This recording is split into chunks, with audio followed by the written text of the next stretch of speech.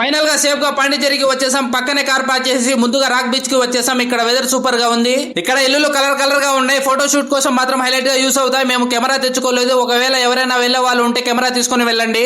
Final గా rock beach కి వచ్చేసాం. బీచ్ వ్యూ మాత్రం హైలైట్ గా ఉంది. మార్నింగ్ రావడం వల్ల ఎండ సమస్య ఏం లేదు. నార్మల్ గా సముద్రం దగ్గరికి వస్తే నాలో దాగి ఉన్న రచయిత బయటికి వస్తాడు. ఒక డైలాగ్ విసురుతా, రెడీగా ఉండండి.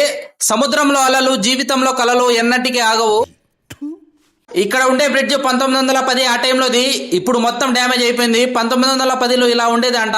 కాసేపు కాలక్షేపం చేసి కాఫీ తాగుదామని కేఫ్ కి వచ్చాం. 4 కాఫీలు 320 రూపాయలు మాత్రమే. బీచ్ వ్యూ ఎంజాయ్ చేస్తూ కాఫీ తాగితే ఉంటది.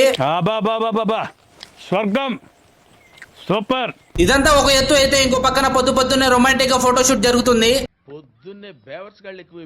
మరిచిపోలేని జ్ఞాపకాల కోసం మనసారా స్నేహితులతో సంతోషంగా సమయాన్ని గడపాలనుకుంటే పాండిచేరికి రావాల్సిందే. నెక్స్ట్ వీడియోలో బోటింగ్ లో వెళ్ళిన మంచి ప్లేసెస్ చూపిస్తా. జై హింద్.